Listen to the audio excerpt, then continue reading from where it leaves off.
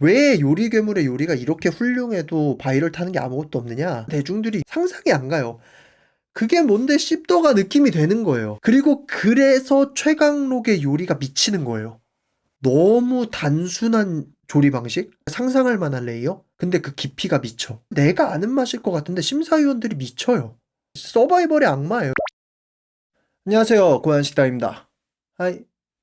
흑백요리사 시즌이 곧 끝이 납니다. 다음 주에 마지막 화 나오면 끝입니다. 이번에 공개된 11화, 12화가 흑백요리사의 하이라이트라고 봐도 과언이 아니죠. 작년에 제일 히트쳤던 게 무한요리지옥 두부였고, 요번에도 무한요리지옥이 대체 뭐가 나올지를 사람들이 되게 궁금해하고 있었는데, 예고편의 이파리만 보고서도 당근이라고 맞췄던 사람들이 있었어요. 그래서 예상대로 당근이었죠. 문제는 뭐냐면 그 전 라운드가 정말 좋은 기획으로 바뀌었다는 점이었어요.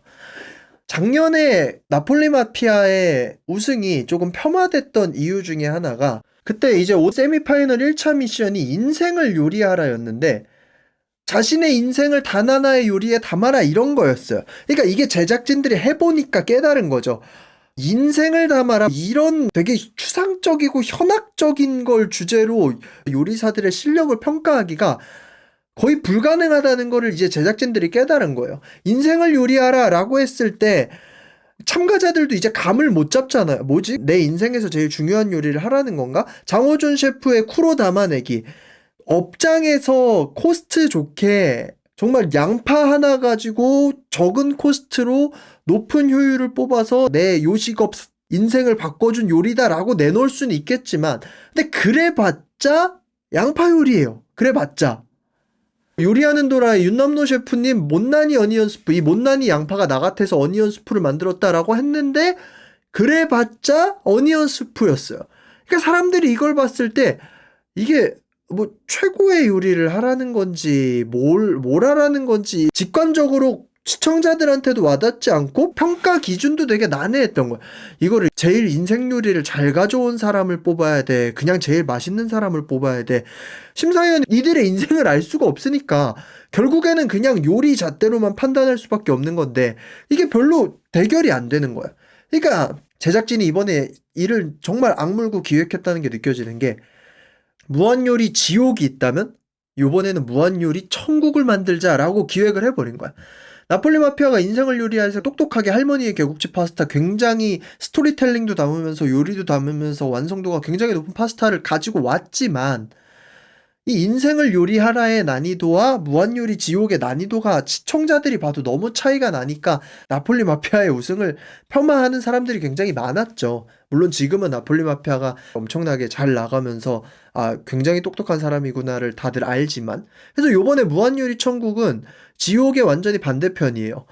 재료를 엄청나게 많이 주고요.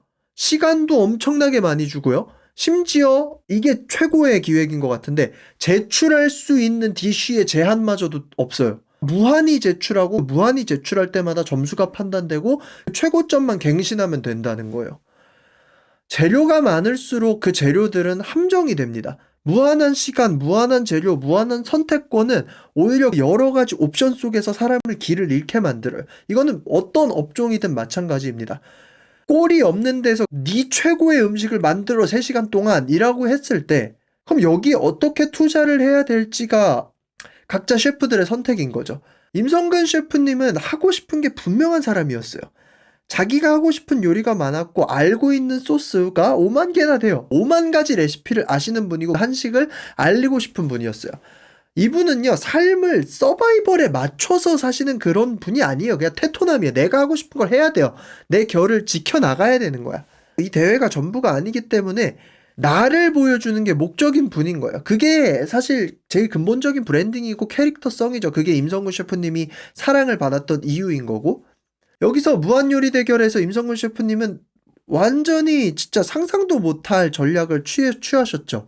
자기가 할 수 있는 요리를 엄청나게 빠르게 만들면서 자기가 보여줄 수 있는 한식의 다양성을 무한히 보여주셨어요, 진짜. 혼자서만 요리를 5개를 내셨어요, 3시간 동안.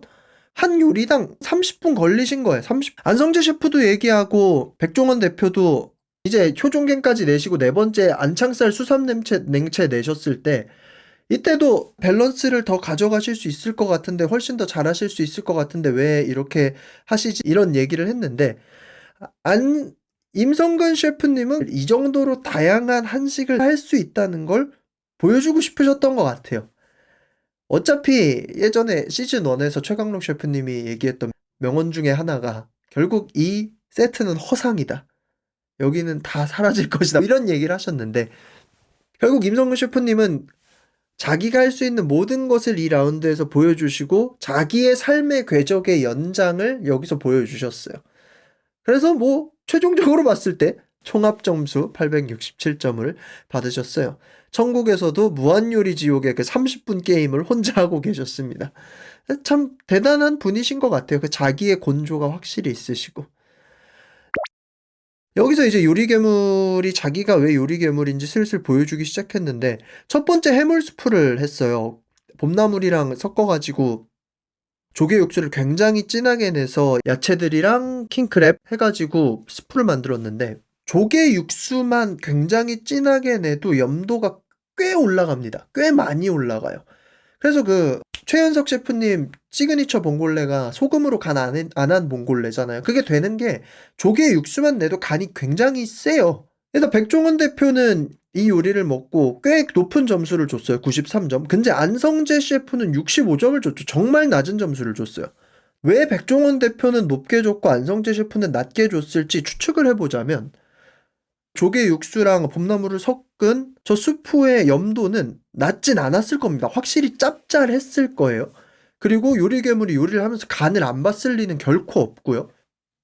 근데 문제는 뭐냐면 저기에 부재료들이 하나하나 있었다는 거, 하나하나. 나물도 있고, 갑각류도 있고, 어란도 있고, 그리고 죽순도 있고. 그럼 여기에다 스프를 부었을 때 한 입 한 입 한 입을 먹어야 되는데 안성재 셰프는 염도에 굉장히 예민한 분이에요. 시즌 1에서 윤남노 1차에서 보류 줬을 때도 그 약간의 간 때문에 보류를 줬어요.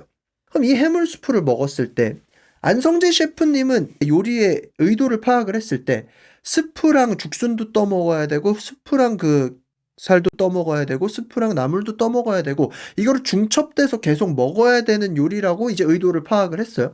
의도를 파악을 하고 먹어보니까 해물 스프의 염도가 생각보다 센 거예요. 저 초록색 스프의 염도가. 그러니까 이걸 먹다 보니까 짠맛이 내려주는 게 없는 거야. 짠맛을 내려주는 게.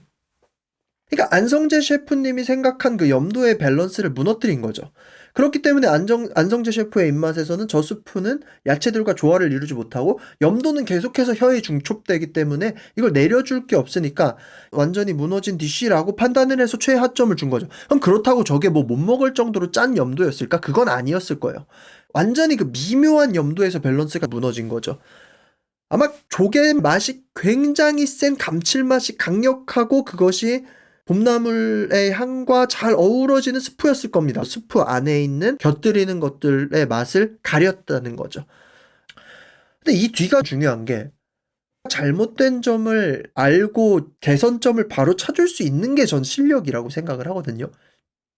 요리괴물은 그 뒤에 바로 감을 잡아서 한동안 1등을 하는 냉칼국수를 만들어 버려요. 아, 그럼 직관적으로 진짜 한 입에 때리게 맛있는 거 만들어야겠다 하고. 전 이게 대단하다고 생각을 합니다. 이걸 바로 개선할 수 있는 그 실력이.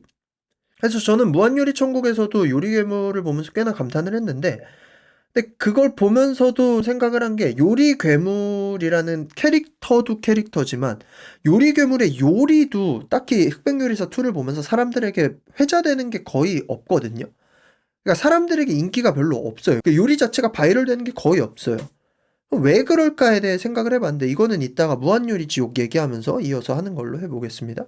자, 그 다음으로 얘기해보고 싶은 게 윤주모님이었는데 저는 윤주모님의 이 무한요리 천국에서 했던 말이 너무 좋았어요. 어차피 나는 오늘 더 특별할 순 없다.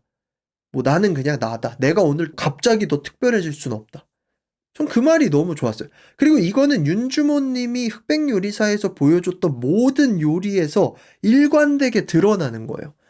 윤주모님은 처음부터 약간 그 열등감이 있었어요. 내가 요리를 정식으로 배웠던 것도 아니고 혼자서 아둥바둥 해와서 뭐 장사도 잘 되고 하지만 그냥 불안한 마음이 계속 있었던, 정식으로 배웠던 사람이 아니니까. 근데 윤주모님의 흑백 요리사의 과정은 그거를 점차 자기 확신으로 변화해 나가는 과정이라고 생각을 하거든요. 흑백 요리사를 거듭하면서 스스로 쌓여온 그 자신감이 무한요리천국에서 터진 것 같아요. 어차피 내가 갑자기 뭐 임성근 셰프님처럼 궁중 요리를 할 수 있는 것도 아니고 파인다이닝 셰프님들처럼 막 복잡한 레이어를 만들 수 있는 것도 아니고 그냥 내가 할 수 있는 거 해야겠다. 그래서 분식을 만드십니다. 너무 우리가 상상할 수 있을 것 같은 분식. 떡볶이, 묵은지말이, 치즈 감자전. 떡볶이는 떡이 없었기 때문에 맵쌀로 반죽을 해서, 심지어 이때가 출산하고 뭐 2달도 안 됐나 그랬다 그랬어요. 관절이 정말 아프단 말이에요, 임산부들이 출산한 직후에. 근데도 그 반죽을, 떡을 만드시고 육수를 졸여가며 깊은 떡볶이를 만들고 묵은지말이를 만들고 치즈 감자전을 만드는데, 사실 3개 다 우리가 되게 상상할 수 있는 음식이잖아요. 근데 그 상상할 수 있는 음식의 최고점을 뚫은 거죠. 180점을 뚫으셨어요. 그러니까 윤주모님을 보면서 깨닫게 되는 게, 다른 사람이 막 반짝반짝 빛나 보인다고 내가 그걸 따라하려고 해봤자 그냥 아류밖에 안 되는 거야. 내가 잘하는 걸 완성도 있게 밀어붙였을 때 그제서야 내가 그런 반짝반짝한 사람들과 뒤지지 않는 또 하나의 유일한 하나가 되는 건데, 참 그 확신을 사람이 갖기가 쉽지가 않은데 윤주모님은 이 흑백요리사를 통해서 확신을 갖게 되신 것 같아요. 그것만으로도 윤주모님은 우승보다 더 값진 거를 갖고 집으로 돌아가신 게 아닐까, 그런 생각을 해봅니다. 자, 이제 그 다음에 거의 최고였던, 최강록에게 제한 없는 시간과 제한 없는 식재료가 주어졌을 때 그가 어디까지 할 수 있는가. 뭐 이번 11화 12화 전체적으로 이 셰프들의 실력과 태도 자체에 경이로움을 느꼈는데, 180분 최강록 진심 모드? 이건 미쳤다, 이 생각을 했어요. 최강록 셰프님은 요리 서바이벌을 마스터 셰프 코리아도 나오고 흑백요리사 1도 나오시고 지금 2도 나오셔서 요리 서바이벌을 많이 나오셨지만, 무한요리 천국이야말로 여태까지 나왔던 모든 요리 서바이벌 중에 제일 최강록 셰프님에게 맞는 그러한 미션이었던 것 같아요. 180분 동안 조리셨어요. 자기가 조릴 수 있는 모든 식재료를 가져와서 180분 동안 디쉬를 구성하고 180분 동안 레이어를 쌓아가셨어요. 모든 걸 다 조리겠다. 욕망의 조림 인간이 되겠다고 스스로 선언해버리고. 최강록 셰프님의 디쉬 안에 엄청나게 많은 재료가 들어갔단 말이에요. 진짜 말도 안 되게 많은 재료가 들어갔어요. 이거를 판다고 했을 땐 도대체 얼마를 받아야 될지 상상도 안 될 정도로 많은 재료였단 말이에요. 제 생각엔 이거 판매한다고 치면 판매가 불가능한데, 이건 그릇당 30만 원은 받을 수 있어요, 이거는. 아무튼 해산물, 뭐 채소, 뭐 어패류, 뭐 모든 걸 다 조리셨어요. 뭐 심지어 트러플까지 조리셨어요. 그 트러플까지 넣으신 건지는 잘 모르겠는데, 재료가 많이 들어갈수록요, 특히 이 흑백요리사 서바이벌에 안성재라는 사람이 존재하는 한 DC의 이 리스크는 엄청나요. 하나만 전체적인 평균에 못 미치더라도 그 DC의 전체적인 완성도를 내린단 말이에요. 근데 최강록은 스스로 그걸 믿고 그걸 해낸 거예요. 자기의 요리 인생을 시작하게 한 초밥, 미스터 초밥왕을 보면서 요리를 해볼까라는 생각을 하고 혼자 캘리포니아 롤 가게를 하고 회전초밥 가게를 하다가 일본에 가서 학교에서 가서 다시 배우고, 정말 그 요리 인생을 시작하게 한 초밥을 자기의 지금 요리 인생의 전성기를 오게 해준 조림이라는 제일 잘하는 기술을 가지고 자기의 요리 인생을 시작하게 된 초밥을 풀어낸 거야. 그러니까 최강록 셰프님은 흑백 요리사 1에 자기 인생을 담은 요리를 이 천국에서 시전하신 거예요. 그래서 너무 경이로웠어요. 저기에 들어가는 모든 재료의 조림의 양과 그 간장과 미림과 청주, 이것들로 조리는 비율과 시간과 모든 것을 계산해서 따로 조리고, 마지막에 정말 그 성격답게 주제 넘지만 얘기하는데 다시마를 먹어봐달라. 이 요리를 만든 사람이 자기 디쉬를 설명하는데 왜 그게 주제 넘어요. 정말 이 사랑스러운 형님, 어떻게 안성재가 그 다시마 조림을 먹었을 때, 이 다시마 조림이 모든 디쉬를 하나로 뭉쳐준다라고 얘기를 하는데, 안성재의 평도 이거 거의 없었어요. 그냥 평이 이거였어요. 임팩트가 강했다. 전에 모든 요리들이 잊혀질 정도로. 아니, 전에 나온 요리들도 난다긴다 하는 셰프들이 정말 최고의 요리를 냈는데 도대체 어떤 디쉬를 만들어냈길래. 심지어 정호영 셰프는 안카케 소스가 그 달큰한 일식의 간장 소스가 계속 반복되니까 이게 반복되는 맛이라고 얘기를 했는데, 근데 어떻게 최강록은 계속 졸여도 계속 경이로운 디쉬를 만들어내잖아요. 근데 이게 최강록 셰프님의 요리를 먹어보지 않았지만 최강록 셰프님의 조림은 원재료의 맛을 덮는 게 아닌 것 같아요. 원재료의 맛을 살리는 최적의 간과 최적의 감칠맛을 집어넣는 식의 조림이신 것 같아요. 그러니까 몰라. 솔직히 상상도 안 되긴 해요. 상상은 가는데 얼마나 맛있을지가 가늠이 안 돼요. 아무튼 그렇게 최강록 셰프님이 결승으로 가셨습니다. 진짜 서바이벌의 악마예요. 이거 진짜 말이 안 돼요. 자, 이제 그 다음이 무한요리지옥 당근 편이었죠. 그래도 당근은요, 작년 두부보다는 난이도가 괜찮은 것 같아요. 물론 힘든데, 두부는 제 생각엔 요리 재료계의 좀 그레이 존입니다. 맛은 강해요. 두부는 어디다 넣어도 맛이 강해요. 찌개에 넣어도 두부는 살아있고요. 어디다 넣어도 두부는 살아있어요. 두부는 어디에 넣어도 나는 두부, 나는 부드럽지, 나는 두부, 나는 고소하지.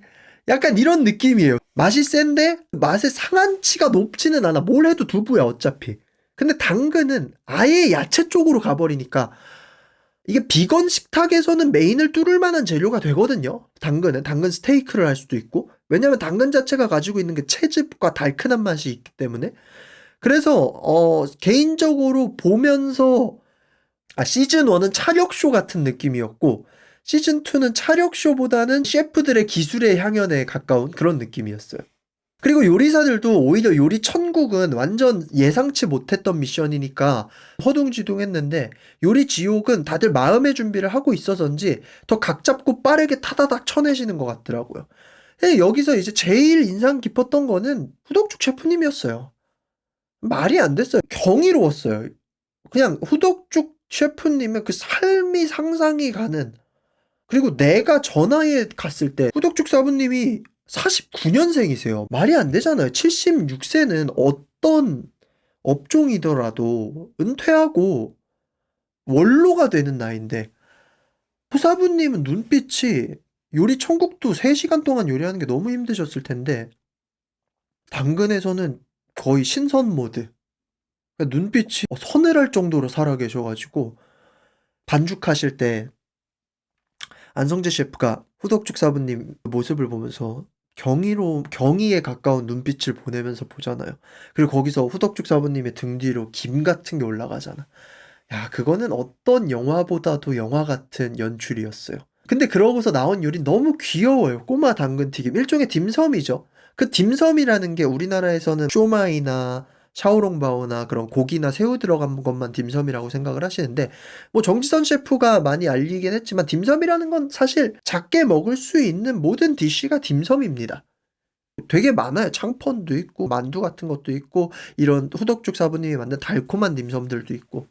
홍콩 가서 딤섬 드시면 작은 딤섬집에 가도 뭐 40개, 50개의 메뉴가 있어요. 그런 디저트들까지도 딤섬이라고 하는데, 아무튼 후덕죽 셰프님이 너무 귀여운 당근 튀김을 만드셨는데 당근보다 더 당근 같은 그런 비주얼로. 근데 안성재 셰프는 원물을 가지고 원물을 흉내내는 요리를 만드는 거 별로 안 좋아한단 말이에요. 근데 이게 생존을 했어요. 그러니까 완성도가 굉장했다는 거죠. 후덕죽 사부님은 그냥 정권 지르기만 해도 이게 진심 펀치가 돼버려가지고 뭘 해도 그 최저점이 너무 높아요. 요리 천국에서도 뭘 내도 171점이었어요. 근데 171점이 낮은 점수가 아니었단 말이에요. 최고점을 경신한 점수였는데 고저가 없어요. 그러니까 이게 진짜 경지에 이른 분이라는 거죠. 아무튼 그래서 처음 내신 건 꼬마 당근 튀김, 그 다음엔 라미 당근 새우볼, 그 다음에 깐풍 당근, 그 다음에 당근 짜장면, 그리고 어양 당근까지. 당근 가지고 상상도 못한 요리들을 막 내놓으시는데, 그 창의력이 여기에 나온 어떤 셰프들보다 더 창의적인 요리를 개발하셔서 만드시는 거예요. 뭔가 그 전에 미션들에서 했던 거는 경력이 들어가는 요리였다면 후덕죽 사부님을 오히려 제한시키고 굉장히 제한적인 재료에서 창의력을 뽑아내게 만드니까 오히려 눈빛이 살아오르시면서 그 요리사로서의 전성기인 막 40대로 그냥 돌아가신 것 같았어요. 특히 당근 짜장면. 그 당근을 스팀으로 쪄내면서 그 익기를 정말 타이트하게 맞추는, 조금만 들이켜도 아삭해지고 조금만 더 익혀도 그냥 툭툭 끊어지게 되는, 그거를 너무 아무렇지 않게 익힘을 맞춰서, 그리고 짜장면을 만드는데 그 짜장면이 면이랑 같이 올라가게 하기 위해서 밀가루 면보다 무조건 당근으로 면을 만들면 덜 묻을 거란 말이야.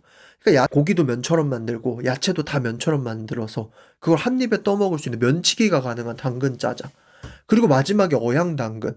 당근을 얇게 떠서 그거 안에다가 새우살을 채워가지고, 그러니까 라미당근 새우볼도 하셨을 때 새우랑 당근이 잘 맞는다는 걸 아시니까 이걸 한 번 더 사용하셨는데 완전히 다른 형태의 다른 맛으로 살리신 거죠. 내가 76살일 때 저분보다 훌륭할 수 있을까? 본업에 여전히 열정을 가질 수 있을까라는 생각을 했을 때 좀 반성을 많이 하게 되는, 뭐 예능을 보는데 반성을 너무 많이 했어요. 후덕죽 사부님은 정말 그런 요리였어요. 아무리 생각해도요, 후덕죽 사부님은 올라가실수록 계속해서 각성되시는 느낌이었어요. 처음에는 좀 편하게 오신 느낌이었는데 갈수록 힘 좀 줘야겠네, 힘 좀 줘야겠네. 망고 마요네즈 그거 랍스타 하셨을 때 듀오로 천상현 셰프님이랑 먹어가지고 그때는 별로 이악 물고 하신 느낌이 아니었어요. 그때 이제 탈락 후보 되시고 그 이후부터 좀 더 올라오시는 느낌이었어요. 힘 좀 줘야겠네. 이 새끼들 힘 좀 줘야겠네 하다가 당근 지옥에선 회춘. 40대 후덕죽 등장. 이런 느낌. 그래서 그냥 경이롭습니다. 그냥 너무 존경스럽고. 자, 이제 여기에 후덕죽 셰프님이랑 똑같이 마지막 5차까지 간 요리 괴물. 후덕죽 사부님은 그 업력이 느껴지는 경이로움이었다면 요리 괴물 셰프님도 사실 이제 나이가 40이어가지고 무슨 뭐 청년이다, 젊은 패기다라고 하기도 좀 애매한데 순수 실력에 대한 경이로움? 말이 안 되더라고요. 1차 요리할 때부터, 따뜻한 당근 샐러드 하실 때부터 그냥 요리를요, 요리 괴물인데 요리 계산기예요. 그 레이어랑 재료 조합이랑 이게 말이 안 돼요. 레이어랑 요리 재료랑 요리 조합이랑 이런 게. 따뜻한 당근 샐러드? 당근 굽고 생당근 들어가고 그리고 시트러스, 원래 당근이랑 시트러스가 잘 어울리니까 밑에다가 당근 소스 깔고 엔초비 버터 만들어서 감칠맛 레이어 넣고 튀긴 당근이랑 생당근이랑 섞고 막 이 레이어 계산되는 것 자체가 그냥 인간 파인 그 자체.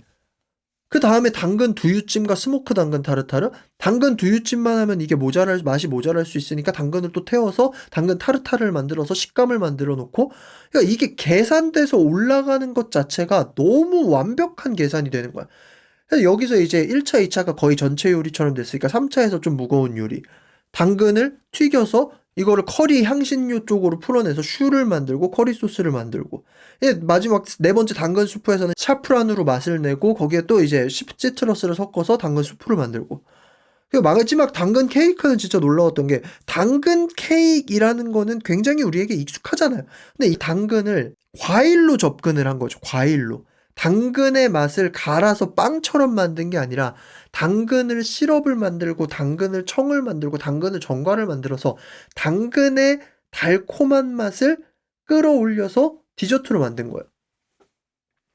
그리고 여기에 대해서 안성재 셰프랑 백종원 대표 둘 다 지금 이때 디저트를 내놓은 건 진짜 미친 거다라고 얘기를 하는데, 이게 사람이면 피로도도 그렇고 그 시간의 피로도도 그렇고 거의 3시간 가깝게 디쉬를 지금 몇 개를 먹는 거야. 이 혀의 피로도가 필요했을 거라고요. 그리고 그냥 인간적인 피로도도 그렇고 그때 당이 들어가는 거죠. 도파민이 터질 수밖에 없어요. 사람들이 시즌 1 때 나폴리 마피아가 어차피 한 거 아니냐, 뭐 대단한 전략이냐라고 하는데, 이렇게 압박감이 센 무대에서 디저트를 낼 수 있다는 것 자체가 그게 담력이에요. 이게 디저트로 메인을 때려잡아야 되는 거니까. 남들이 훌륭한 거 했을 때 옆에서 핀잔 두기는 쉽습니다. 예. 그런 생각을 해요. 그래서 그냥 요리 괴물은 너무 대단한 요리를 5차까지 냈는데, 근데 이제 얘기를 아까 하려던 걸 이어하는 게, 왜 요리 괴물의 요리가 이렇게 훌륭해도 바이럴 타는 게 아무것도 없느냐? 상상이 안 가요. 일반 대중들이 요리 괴물의 요리를 봤을 때 전혀 상상이 안 가요. 이게 무슨 맛일지 가늠조차 가지가 않아요. 평소에 파인다이닝을 자주 다니거나 미식을 정말 좋아하는 사람이 아니면 요리괴물이 미더덕 요리할 때 미더덕 타르타르랑 그 위에 꼬치로 맛을 더했잖아요. 여러분 꼬치로 맛을 더했다는 그 요리를 먹어볼 기회가 있습니까? 일반 대중들이. 상상이 안 가요. 그리고 요리괴물의 언어도 워낙 그 파인다이닝 최전선에 있던 사람이니까 뭐 자주 쓰는 허브들 이름이니 그리고 그 사람이 쓰는 요리의 기법이니 샤프란이니 캐비어니 그러니까 이게 봤을 때 그게 뭔데 씹더가 느낌이 되는 거예요. 그러니까 이게 요리 서바이벌의 제일 맹점이 뭐냐 하면 심사위원이랑 시청자가 경험하는 요리에 대한 경험이 공유를 전혀 할 수가 없어. 음악 서바이벌, 댄스 서바이벌 같은 거는 시청자랑 심사위원이 같은 걸 봐요. 물론 생동감은 다르겠지만. 근데 요리 서바이벌 우리는 보기만 하고 우리가 느낄 수 있는 맛은 오로지 심사위원의 판단에만 좌지우지 되는 거예요.